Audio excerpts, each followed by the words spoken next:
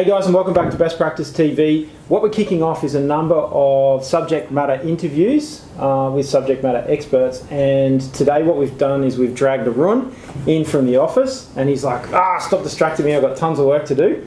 But he is here in our business, and what's really interesting about Arun and his role is he looks after compliance. So he looks after compliance, he looks after our quality management system, and our safety and our environment and our ISMS information security management system. So what we're talking about today, we're just having a conversation about what we should do here at Best Practice, and I thought, you know what, let's get Arun in front of the camera for you guys to give you guys some guidance and advice. So thanks, mate. I only need you for a couple of minutes. Yeah, sure. And we won't take too much of your time because he's got a job to do, unlike me, who just makes a lot of noise and annoys everybody.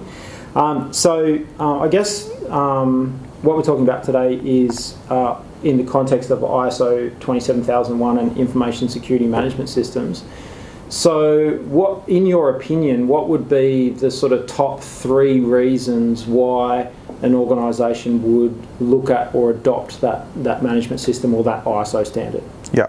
So in my experience, Kirby, most of the businesses have moved online, and with what's happening, globally, there is a sense of people worried about their data. Yes. And so data today is like their identity. So even if you're a iPhone user, you would have a lot of updates. Yeah. And that has increased. So businesses worldwide and everywhere there are updates. Everyone is talking about the risk. And people are very conscious with what's happening in the surroundings. So just here in Australia, the last census, the leak. So people are aware, and so they want to know if they're dealing or engaged with best practice. They want to know they're giving you some information, maybe ABN numbers, maybe email IDs, or maybe some documents, and they want to know that it is safeguarded, it's protected, and it's not misused, because today everything being online, there is a risk. Worldwide you have. I was just reading an article where banks are hiring hackers and saying, "Come, let's sit here and try and hack," and looking at their vulnerability and improvements to have risks mitigated. So I guess if we use the Australian census as a recent example, that was a denial of service attack. So right. So while it's my understanding from the media that we've sort of we've run, and we shot a video that you can see on our YouTube about that at the time, it wasn't necessarily that the hackers in that instance or the people in that instance were trying to get the information. It was more that they were trying to stop the business operating. So does ISO 27001 also apply there, where like someone's trying to, like a competitor, for example, it could be corporate espionage, they're actually trying to stop you operating online? Would 27001 apply in that space? Well, definitely it would. You have so many companies in that space, trying to protect their data, and surely I think ISMS would be there, and along with ISMS you have different branches of IT security that are coming up. Just recently we spoke about 27017, which is again cloud security, and because businesses are moving online, they want to have everything safeguarded online. So we're talking about having your hosting partners like Amazon or Microsoft. So they want to have the backup done online, and that's where you have these different standards like 27017, which talks about cloud security. Right. Yeah. So I guess so what I'm understanding, and what we've talked a lot about, is there's sort of 3 parts to this. So if you're a business providing online services, uptime is important, and so your information security management system would help you to identify threats and risks associated with uptime. Yeah. So on the flip side of that, as a consumer, so with all of our online systems, we're consuming those people's services. That service level agreement, the information security management system is around, the service level agreement about uptime for us as the customer. That's right. So then the second thing for that service is it's about protecting that data so it doesn't get corrupted. Right.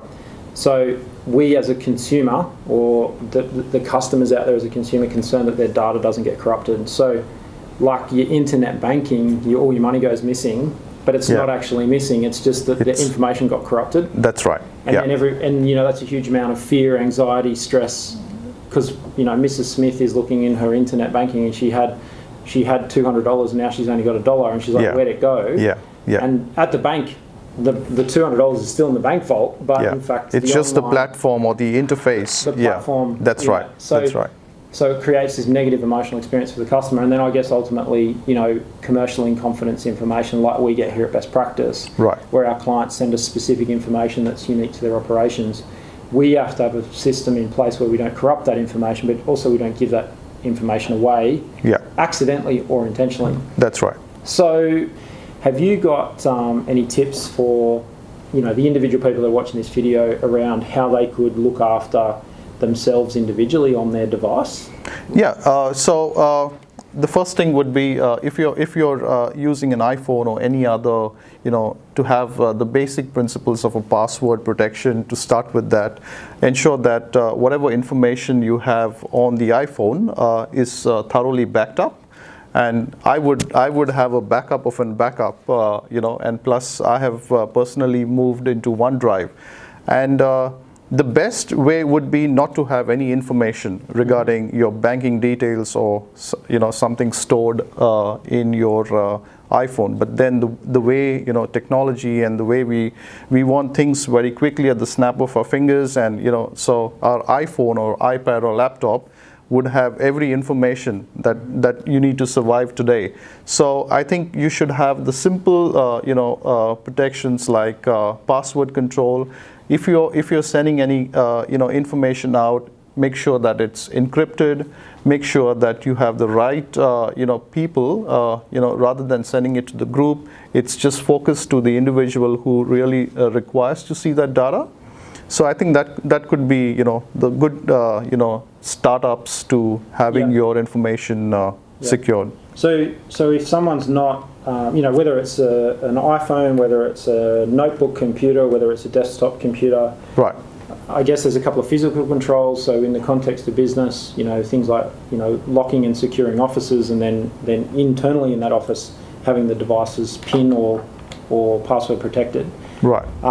And then obviously elimination, so risk management. What I'm understanding, whether we're talking data security, information security, whether we're talking OH&S, environment, quality, about eliminating the risk. Yeah. So if you don't have the information on the device, then it doesn't matter if the device goes missing or stolen or destroyed. So where can someone go to look for, are there any particular websites that you follow or you look at that apart from Best Practice, that you would sort of get information from? Is there anyone you follow on social media? I think I would follow our YouTube channel because we take a lot of efforts in looking at every globally what's happening out there and picking up those pieces and assembling it together and then sharing it with our audiences. But there are heaps of websites out there. Like I'm recently been a member of Asaka, so that gives me a lot of tips on internet security, what's happening out there, worldwide with major banks maybe, or whoever is associated with data and security. So I think, there are a lot of links, and hopefully when we at Best Practice, if we are designing some video, we could have some links, where the audience can. I could surely collate some information. Perfect. So what we'll do is we'll put some links to some great websites to have a look at if you're concerned about data security in the comments below this video and in the description below this video. What is involved? So Best Practice, we've got a team here that do assessments, and they can do those assessments live on site with you, or they can do them virtually online, so they can use Skype or Google Hangouts or FaceTime to conduct an assessment. So the assessments can be anywhere in the world. So if someone wants to contact you and talk about what they need to do, so we're obviously not consultants, we can educate you, but we do the assessments and issue a certification. What steps do you recommend they take? So they want to sort of find out more, they want to implement a system, maybe their stakeholders, they want to give their customers more confidence. what are the steps you recommend that they take to sort of get themselves ready? At the same time they reach out to us and they can talk to you, they can email you online. We'll put your handle there and your email. But what steps would they take to sort of get ready? For starters, you could visit our website and in the section where you have our team, you can get in touch with me. So all the details are out there. And if you're looking for certification, I think the best way would be to have a good consultant to establish your documents.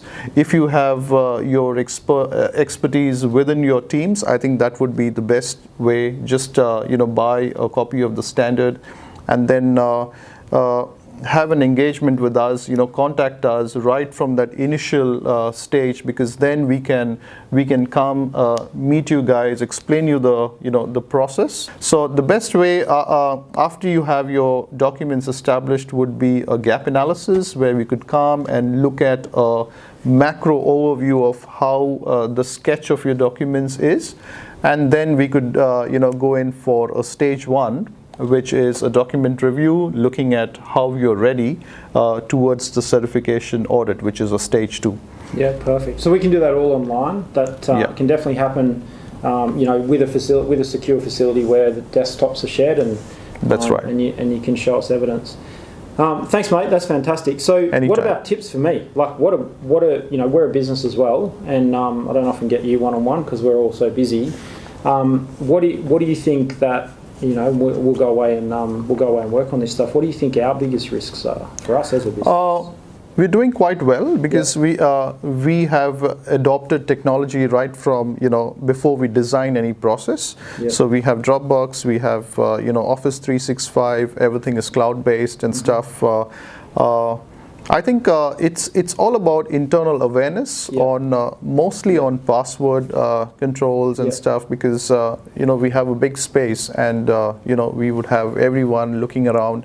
We have core teams working on critical projects. So to start with, we could campaign on how we can have a simple password protect. If you're leaving out Office to go and meet a client, make sure that you have your laptop on a switched off mode, or you've put in your password. So I think those simple baby steps, and a lot of awareness, definitely with whatever is happening outside. It's more of your videos, Kirby, where you can bring in that awareness. Definitely. Because if we are well informed, when we are going out to our clients from a BDA's point of view, we can share that best practice with our clients. Perfect. Okay, so I'm not going to take any more of Arun's time.